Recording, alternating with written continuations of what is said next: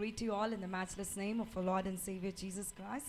And we have been going through the book of Esther. We are going on a study, and I already told you the study was actually done by Daniel, one of man of God, and I've been taking this study from him.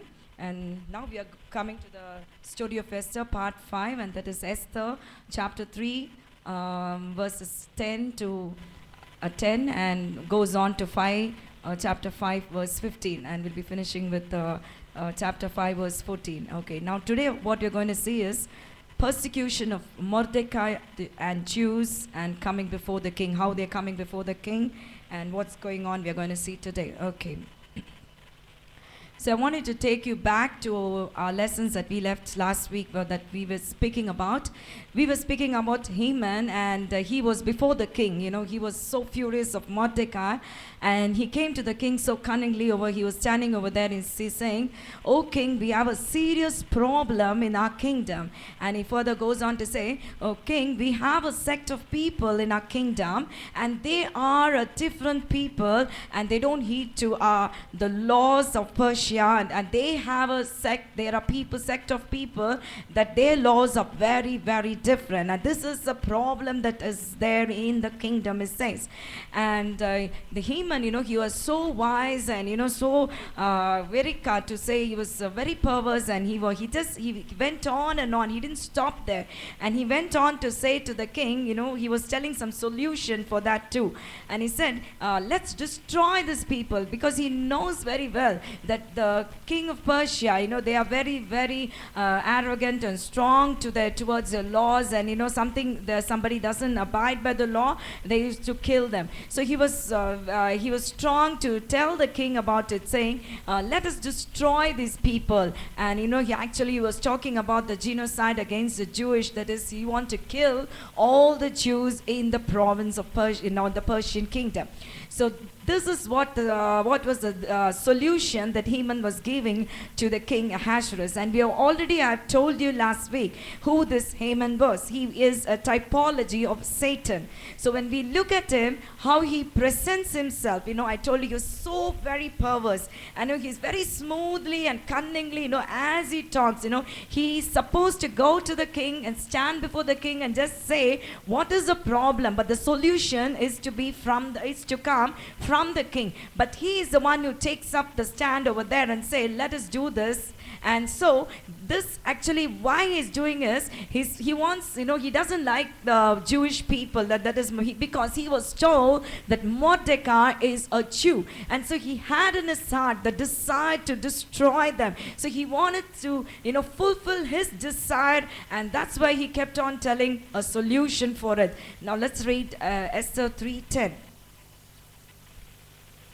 So the king took his signet ring from his hand and gave it to Haman, the son of Hammedatha, the Agagite, the enemy of the Jew. See, immediately look at the response of the king. So this is the way he was speaking to the king. He forgot that he was the one to make the solution to what the problem was, but he gave everything into his hand. He said, see, here is the people, here is your the authority that I am going to give you. Do as you please. You can go and destroy the Jewish people. So this is the same thing we see in the Revelation. This is what is unfolding there. The saints of God, the elect of God, they are the people of God.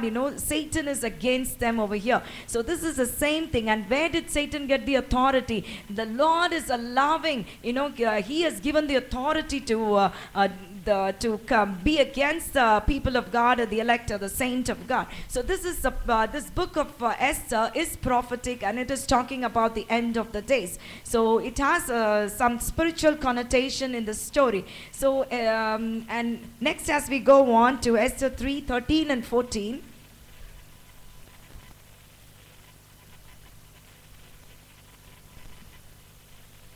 And the letters were sent by couriers into all the king's provinces to destroy, to kill, and to annihilate all the Jews, both young and old, little children and women, in one day, on the 13th day of the 12th month, which is the month of Adar, and to plunder their possessions. A copy of the document was to be issued as law in every province, being published for all people, that they should be ready for that day.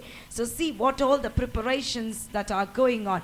Ahasuerus, he just gives him the go ahead, okay, you can go. But here you see immediately a decree is being formed, and it has been sent throughout the province. And imagine, the poor Jewish people over there, they're so happy over there doing the business, and suddenly they hear about this decree against them. And even when it comes to them, this document doesn't have any specific crime that was committed. Why this terrible the murder of so much of people over there? Why should the Jews be killed? There was nothing mentioned. And the people read, they were so, the word that was used over here, when you see, the people were perplexed. You see it over there. So they didn't know what was happening. You can see that in verse 15, the last line. The city of Shushan was perplexed.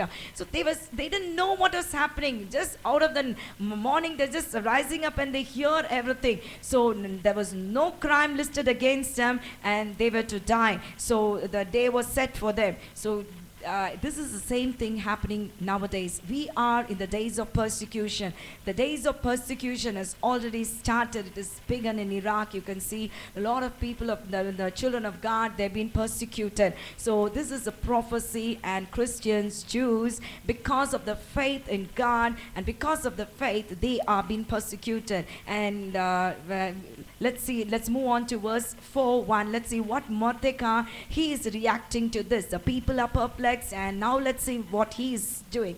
When we see in Esther 4:1, when Mordecai learned all that had happened, he tore his clothes and put on sackcloth and ashes and went out into the midst of the city. He cried out with a loud and bitter cry, we see here. So he too was, he didn't know what is going on and what's going to happen. Just imagine how horrified they must be. And he was mortified. What is going to happen to his people? How they're going to kill us? Why is this all happening? And he was, he couldn't take this. And so that is how he responded. He started to fast, wail on sackcloth. And this is actually, we see in the Old Testament, when we can see everywhere when people of God fasted, wailed, and cried, this is a sign of repentance. And this is coming back to the Lord. And this you can see in Joel, the book of Joel 2, 12 and 13, you can see this.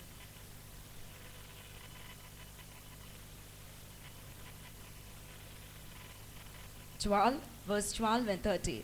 Now therefore, says the Lord, turn to me with all your heart, with fasting, with weeping, and with mourning. So rend your heart and not your garments. Return to the Lord your God, for he is gracious and merciful, slow to anger, and of a great kindness, and he relents from doing harm. So here you read that, this is a call of repentance. This is what the Jewish people are doing. Immediately, all that they know that was their faith, their hope, and Yeshua was everything for them. And so they immediately did what they had to do. So in the last word, of this Joel 2:13, we see, and he relents from doing harm. So this is, even if I don't know the book of Esther, the story of Esther, if we know this Joel 2:13, we know if a person fasts and wail and weep before the Lord and humble themselves before the Lord is already, he relents from doing harm. So what we know what is going to end because of Mordecai's the way he does, and the people, the Jewish people, what they're doing. So that we know the end even before that. So this we know that the God is God, the God, Yeshua, he's going to deliver them over there. So again we see over here, in the last days, we are the Satan is, he's always against our faith and our hope in Christ. This is what is going on many of the magazines or things that we hear in the media. We see, they're saying we need to push things into the Christianity. We need them to accept what the people accept. The Christians have to accept this. They have to accept it in the church, and this is what they are trying to push into us. And but I'm sure that Satan cannot do it, and God is there to deliver us. So, Esther 4:4. Now, what does Esther she does? When she sees Mordecai on the gate, he is weeping and wailing over there on sackcloth. Now, 4:4, let's read. So Esther maids and eunuchs came and told her, and the queen was deeply distressed. Then she sent garments to clothe Mordecai and take his sackcloth away from him, but he would not accept them. So here we see that Queen Esther, she is so worried about the way Mordecai has behaved because she didn't know anything about it. That was the reason. So now she's sending some clothes, some comfort to Mordecai. Why do you want to be in sackcloth? But we see here how Mordecai is responding. He's saying no to comfort, but Mordecai, he chooses self-affliction over comfort, and that is for the salvation of the Jews. This is what that is the main thing that Mordecai has got in his mind. And Mordecai is not like Esau. Just for a bowl of soup he sold his birthright. He was not willing to do. But on the other hand, we see the servant of God Moses, he chose affliction. He wanted to suffer affliction rather than to be in the kingdom and to have pleasures of the kingdom. So this is how a man of God, this is how a child of God needs to be these days. We need to be strong in our faith.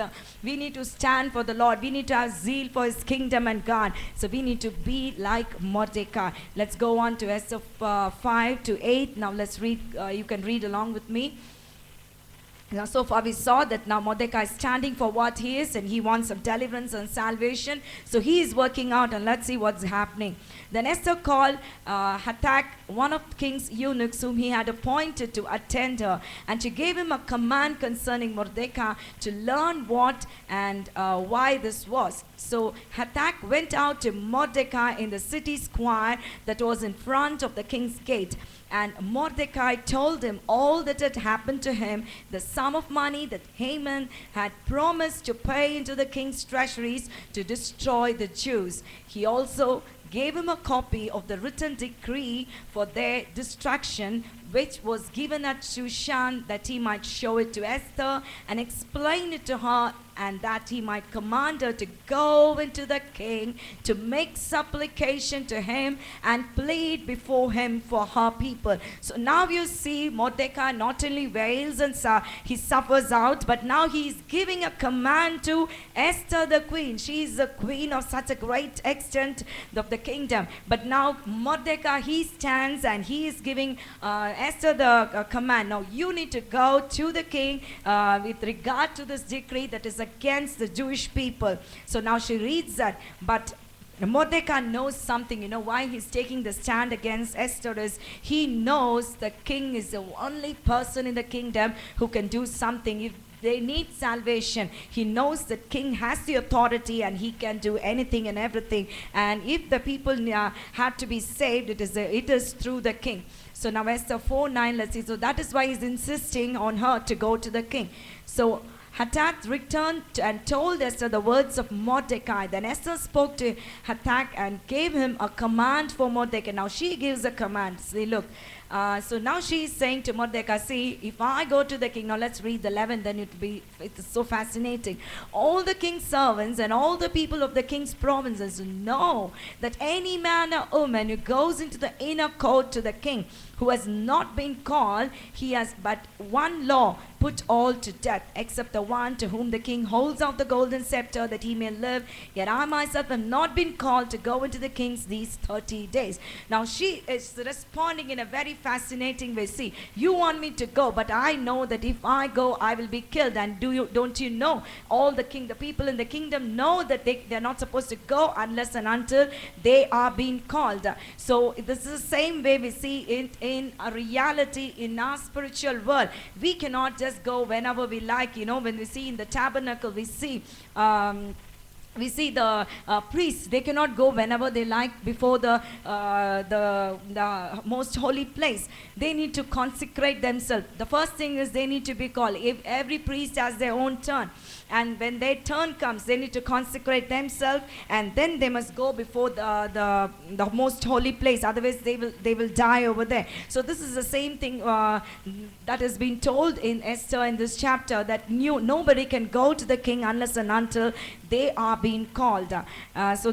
We can also see this. The throne of God, is so, lavish, and, it's splendor. You can read this. The throne of God. Maybe the Persian kingdom, King Ahasuerus' throne is been told over here that it was so lavish, and it was great and splendor with all the beauty over there. But look at the throne. You can read this. Let's read fast. You can take Revelation 4th chapter 1 to 7. I'll read 1 or 2 from here and there. And he sat, and he who sat there was like jasper and a sardis stone in appearance. There was a rainbow around the throne in appearance like an emerald. Around the throne were 24 thrones, and on the thrones I saw 24 elders sitting, clothed in white robes, and they had crowns of gold on their heads.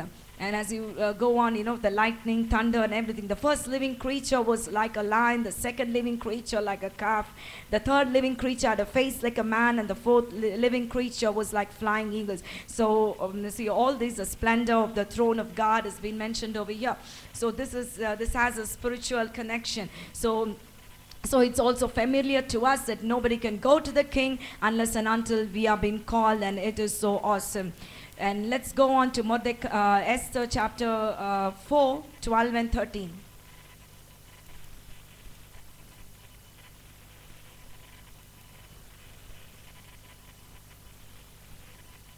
Chapter 4, verse 12 and 13. So they told Mordecai Esther's words.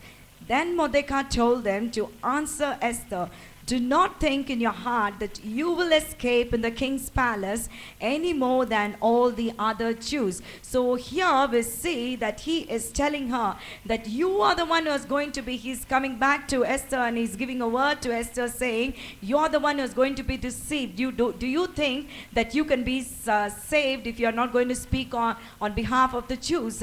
You're the one who is going to be deceived, and you will also be, you will perish along with all the other Jews. And the 14, it says,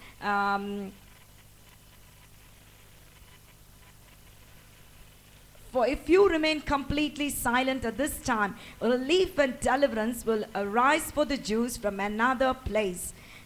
So he says for sure. So I don't care. I've told all that I have stood for you, and I've told you. But if you don't care and you don't want to do anything, but I am sure, I know whom I hope. I know that relief and deliverance comes from another place. So he knows somehow the Lord will never, never let his people down. The Jewish people are his, inheritance, and he loves them, and he will never let them down. So he has that inner depth in him, the hope that the relief and deliverance will come from another place. And this is today God wants to tell to you, each and every one of you, that if you are in a situation like this, and if you see with your eyes, or you may say, look, I see the situation before me. My eyes can see. I can see the situation that I'm in. How can I hope for that? But Mordecai, you know that the Persian laws were so strict, and then once written is written, nothing can be done. In spite of that, and the day was fixed for them to be killed. They're totally washed out. And in spite of that, he says, even the Queen Esther, she was hesitant to do what Mordecai was saying her to do. In spite of that, even before Esther could say, yes, I will go, he says, relief and deliverance will arise for the Jews. I'll tell you, relief and deliverance will arise for us. Whatever situation you are in, God our Lord will definitely do it for you. He is going to bring from snow. Maybe you might think that there is no situation, no people, no favor from anybody, but I'll tell you, from somewhere it will come for you, relief and deliverance. God will do this miracle in your life. That all that you need to do is have faith and hope, like how Mordecai had. So if you have faith and that is, we are believers, we say, and when we say we are believers, we believe in Jesus. He's a great I am. He's a miracle worker. He can do anything for us. He's the same God who did thousands of years and years ago, and He can do it for us even today. He's God of Shadrach, Meshach, and Abednego. He's a God of Daniel, and He is God for us too. And we worship Him, we praise Him, we have the hope, and He is always there to do. He can bring from anywhere, wherever it is, from relief and deliverance will come to us, and He will help us. Now let's move on to Esther 4. It means you will perish. You need to here you see Esther, she is in a very tense situation. Just imagine, Mordecai is on his stand and telling her, you need to go there. And Esther is again telling Mordecai, no, if I go, I will die. But he says, no, see, if you're not going to go there, then also you're going to die. And look at the thing she's going through in the flesh. She's all alone in the kingdom, and she's been warned, and even she must be, she must be scared about the situation, because she's read the decree and she's read everything that was being formulated against them. And now let's see how she responds to it. See, when we in flesh, looking at this, I want you to put yourself in her shoes and see how you would feel in that situation, and how she actually led this situation was, really, it was awesome. And she did not go with her flesh, but she stood for the spirit. In spirit she said, okay, now what Mordecai, my uncle, is saying, I will do it. I will go before the king. And this was the response that Esther did. She did not take anything in her flesh, but she took in the spirit. She knew that if she goes, she will die. And even if she don't go, she's going to die. She know that. But she said, okay, now God has put me in the place now where God wants me to be at this time. So I'm going to do it. And she took it. And let's see, 15 and 17, let's read. Then Esther told them to return this answer to Mordecai. Go, gather all the Jews who are present in Shushan, and fast for me, neither eat nor drink for 3 days, night or day. My maids and I will fast likewise, and so I will go to the king, which is against the law. Again, she insists, I'm going against the law, but I want you to pray and fast. And if I perish, I perish. So she is already ready over there, like Shadrach, Meshach, and Abednego. Then Mordecai went his way and did according to all that Esther commanded him. So this is what we see how she's an amazing woman. She had wise counsel, and Mordecai's wise counsel, not only she heard it, she heeded to the wise counsel, and she is a wise woman. And so this is the option, every day in a walk of our life, we have, so much of options, on a daily basis, to go here or to do this, to do this or to do that, or to be in this company or to come out of this company, or we have a lot of other things to basically choose from what to do. But here we see Esther has chosen the right path. She went in her faith and in the spirit and not in flesh. So we are to take up this in our life. Most often, people don't take the life that is so very difficult, or the difficult path they don't take. They easily take the easy path, and that leads to destruction. So okay, now let's move on to the next chapter, Esther chapter 5 verse 1. So here we see, she not only commanded Mordecai, saying, okay, now if I perish, I will perish. But next, she is, Esther walked out of her faith. She's walking out of faith over here. She says, okay, I will go. You do for me what you have to do, and I will do what I will do. But now what she said, she walked out her faith. She did what she said over there. So she shows her faith was so strong in Esther 5:2. So it was when the king saw Queen Esther standing in the court that she found favor in his sight, and the king held out to Esther the golden scepter that was in his hand. And Esther went near and touched the top of the scepter. So see, she gets favor from the king. Now, the question lies over here, why was she not killed? This is the because she said, if I perish, I will perish, and anybody who goes to the king, this is what will happen. But it's not always that she need to get favor.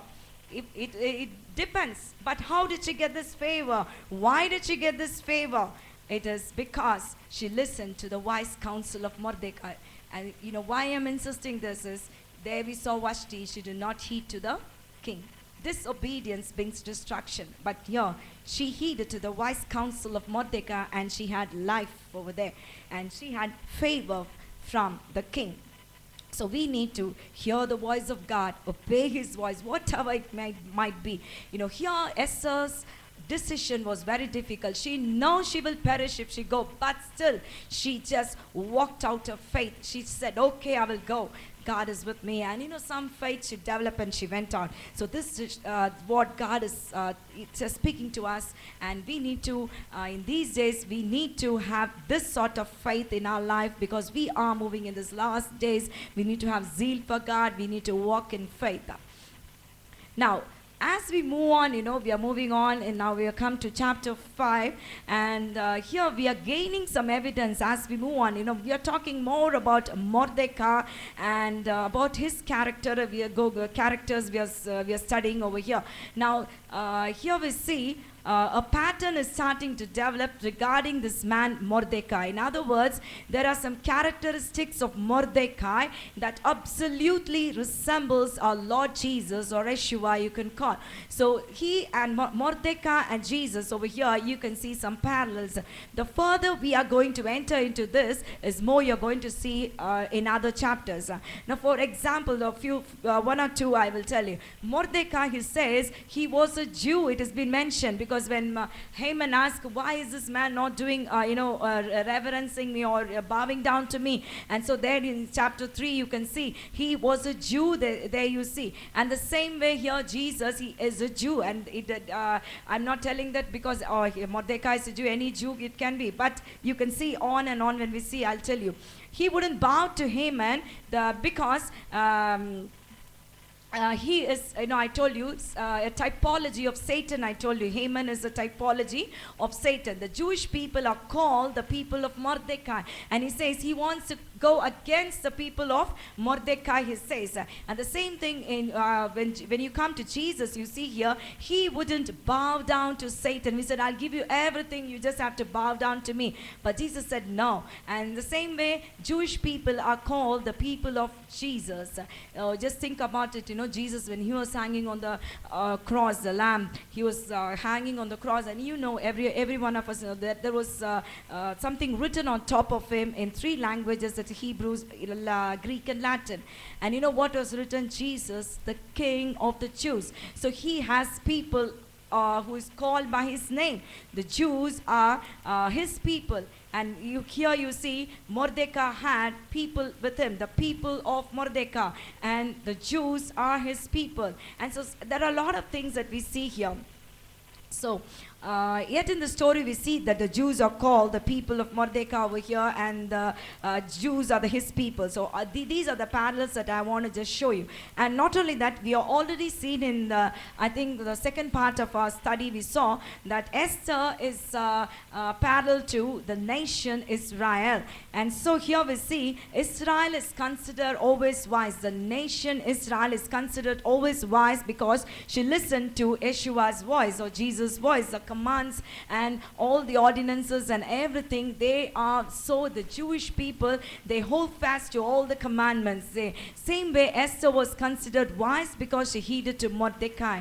So Israel is considered wise because she listens to Yeshua, and Esther is considered wise because she heeded to Mordecai. So consider this, what Yeshua says in John 8:31. Here we read in John 8:30, and what is Jesus saying over here? Then Jesus said to those Jews who believed him, if you abide in my word, you are my disciple indeed, and you shall know the truth, and the truth shall make you free. So this is what Jesus is also telling. When you abide, you will be set free. And this is what exactly happened. Now you know that Mordecai also had this hope that there will be deliverance. And now we see here, and they had freedom in the face of death. There was nothing can be done because the law was written, and it was sent throughout the province. But because they heeded to the wise wise counsel, and because God, wanted them to come back to him. And when people come back to him, when they humble themselves, he's always there to deliver them. And this is how we see Esther presents to the king, to the council of Mordecai, and absolutely everything becomes so amazing in the story that they get the freedom. Okay, next let's go to Esther 5:3-9. Let's read. And the king said to her, "What do you wish, Queen Esther? What is your question? It shall be given to you up to half my kingdom." So as you go on, read on quickly, and he may, okay, we'll see this. So now in this 3-9, as you go on reading, you can see there's a banquet being given by Esther. Now he was so happy because he was the only person that was been called to the banquet.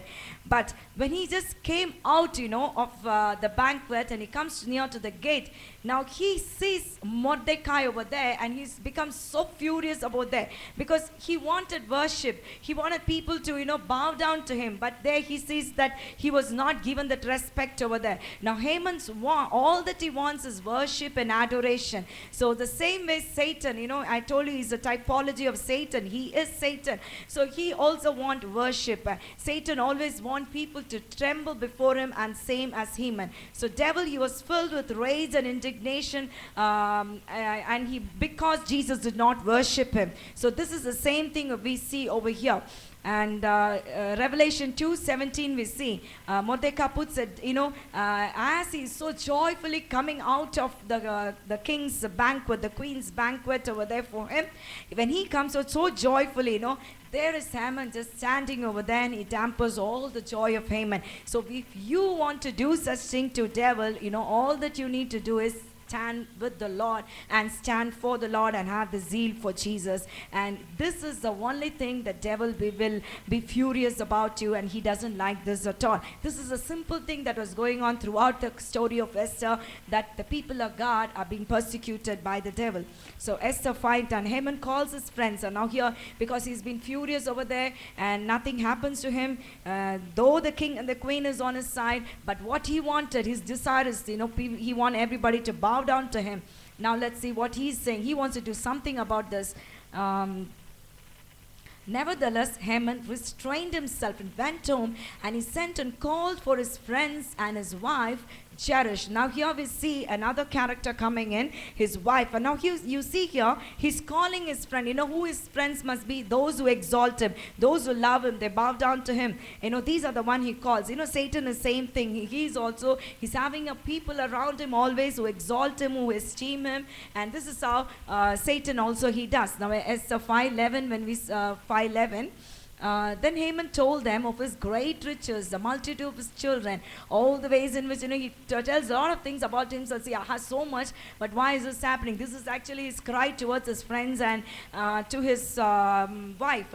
Now he calls together and speaks about himself and about his children, the multitude of his children. Now this is the thing so fascinating. You read about this in the book of Revelation. You see Satan, he has taken, when he was fallen down, when he was put down to the earth, he has taken 1/3 of the angels of heaven with him. Just imagine, these angels were so close to God. They were in the glory of God. They saw him face to face. They knew that he is God. In spite of that, see, look at Satan, how perverse and how he can beguile them, and how, I don't know how he brought all of them along with him. And so here we have to really think, even today we underestimate our enemy. He can do anything against you. He can beguile you. He's a perverse person, and he is your adversary. So we must be very careful. And the same way we see here, and it is said that Haman wants to talk about his children. When we notice in scripture, there are two fathers. We know our father, that is Abba Father. He's the light God, the creator of heaven and earth. But the next father we see here in John 8:44. Can you put this on the John 8:44?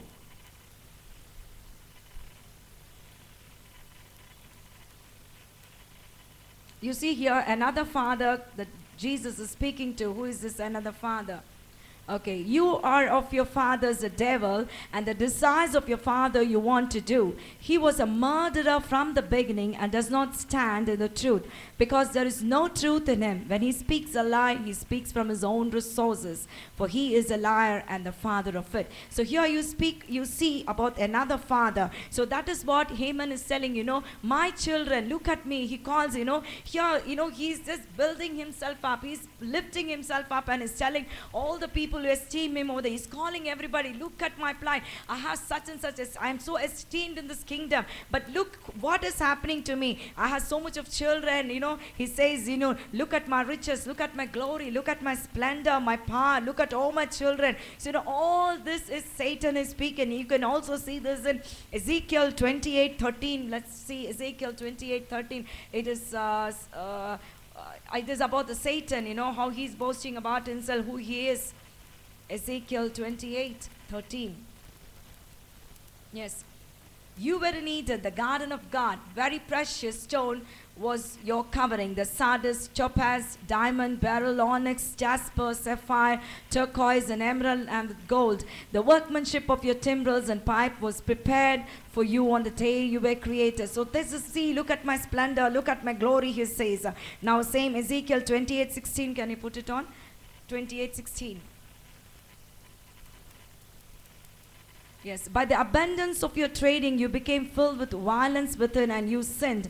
Therefore, I cast you as a profane thing out of the mountain of God, and I destroyed you, O covering cherub, from the midst of the fiery stone. So now he says, abundance of your trading. That is, he was so wealthy person. This is what about his riches. He's saying, see, look at my riches. He's boasting about it, Haman. So this is exactly what Satan had done, and acquired great wealth with the knowledge of trading. He has done everything. Ezekiel 28:17. This is exactly that was described of Haman. He's basking in his riches, in his glory, and all of us know very well in the scripture. We know, pride comes before a fall. So now Haman is he is lifting himself up. So even without we knowing fully the book of Esther, we know that he is going to have a fall. So this everything is so beautifully written in the Bible, and we can as we read, we know that this person is going to fall, or he's going to rise. So this pride comes before the fall. So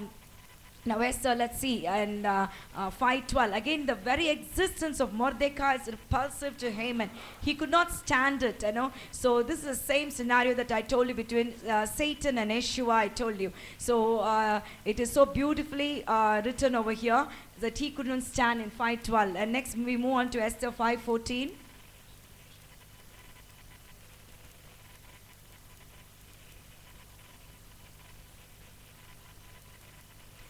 Then his wife Zeresh and all his friends said to him, let a gallows be made 50 cubits high in the morning.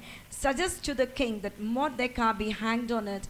Then go merrily with the king to the banquet. And the thing pleased Haman, so he had the gallows made. So here we see another wicked wife. It's not a coincidence, but this is the crux of the story that we are going to see. The wicked wife has a spirit of Jezebel. So we know who Jezebel was. She was so wicked that she killed all the prophets of God.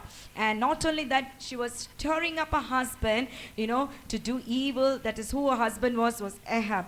And so here we see the same thing. Zeresh, the wife of Mordecai, is saying, you have to make gallows for him, and you can kill him. You can go and tell the king. This is the same thing, something people against the people of God, and what the spirit of Jezebel is working over here.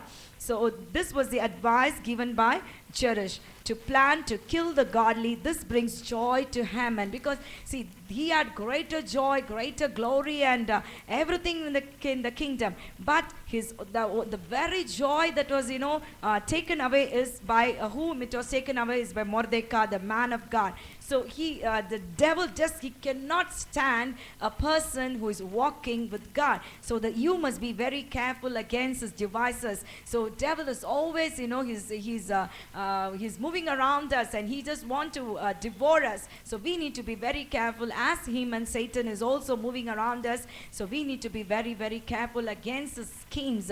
Now these are the last days that we are living in, and there are a lot of groups in UN, you can see, and so many other groups, scheming against the children of God, scheming against the Jewish people. They are doing something against the Christians, the faith. So we need to stand for our faith, and we need to have the hope that there is a deliverance for me and relief for me. And if you stand in the hope that there is a God who is always on my behalf, standing on my behalf, behind all the schemes of the devil, he is scheming against the devil. This is the strongest hope that you and I, we should have when we go through the story of Esther. This is what Mordecai had. He was so strong in his faith that surely they will have deliverance. And this is a great joy that we should have as a Christian, as a believer in Christ, that always God is on my behalf and he is there for me. He will destroy my enemies. Amen. So let's stop with this and then let's bow down in our prayers. Hallelujah. Thank you, Lord. Thank you, Master. We thank you and we praise you, Father, for everything that you are in our lives. We know that, Lord, you're there on our behalf, scheming against the schemes of the devil. Amen. You are there to fight for us, Master. You're there to deliver us. You will never, ever let us. You are my hope. You are our hope. You're my everything, oh Lord. You're filled with glory. The same way, you're so compassionate, God. You're so loving, full of mercy. Lord, you are just, holy, and a faithful God. You're always, always faithful. No, maybe not we, but you are a faithful God. You're so truthful, Lord. Help us to stand boldly like Mordecai stood on his hope that he had. Help us, Lord, this last days that we are living in, maybe in our workplace, wherever it is, Satan is scheming against us. He's against us, always against people of God. But help us to be aware of it, and Lord, let us fight back. Let us stand our faith. Let us stand in our hope in which we are standing. And let us know that God, there is a God who is standing on our behalf. Amen. We thank you, Lord. Lord, we praise you, Master. Help us, Lord, to take decision not regarding our flesh, not in our flesh, but in spirit. Let us help us to walk our faith out, Lord. Whatever we say, help us to work it out, Master. Lord, even now, Lord, as we have heard this message, we heard the study of Esther, help us to stand for you. Give us the strength for this time, Lord, as we are going through persecution. There are a lot of people of God in many of the places in the world that are going through persecution right now. Even we pray for them, Lord. Give them the strength. Give them your power, Lord. Hold them, Lord. Enable them to stand for you, Master. Let them not, Lord, let them not go away from you, but let them stand amidst of persecution. Lord, we also cast all our cares upon you, Lord. We know that you care for us, and there is nobody else like you, Master, to care for us. And you're there to relieve us. You're there to deliver us, to lift us up, strengthen us, give us your power, Lord, as we go out from this church, Lord, on our daily routine, oh Lord. Let your strength strengthen us, oh Lord. Be with us, empower us, Lord. Let your fire fill us, the power of the Holy Spirit fill us. Give us that endurance, the power, the perseverance to walk for you, to show your love, to obey your words, Master. Thank you, Father. Help us, Lord, to do all that we have seen today in the study, Master. Help us to be boldly standing for you in every walk of our life. Take bold decisions. Thank you, Father. Lord, even now as people over here who have heard this, Master, thank you, Lord. Help them also, Lord. I place the blood of Jesus on them. Protect them, guide them, guard them in whatever they're doing. Bless their hands and bless whatever they're doing. In Jesus' name, I ask this prayer. Amen and amen. Now for the blessing, the grace of our Lord Jesus Christ, the love of the Father, and the fellowship of the Holy Spirit abide with each and every one of us for now and forevermore. Amen. Let's say the Lord's Prayer. Bless the Lord, O my soul, and all that is within me. Bless his holy name. Bless the Lord, O my soul, and forget not all his benefits. Amen and amen. Hallelujah. Hallelujah. God bless you all.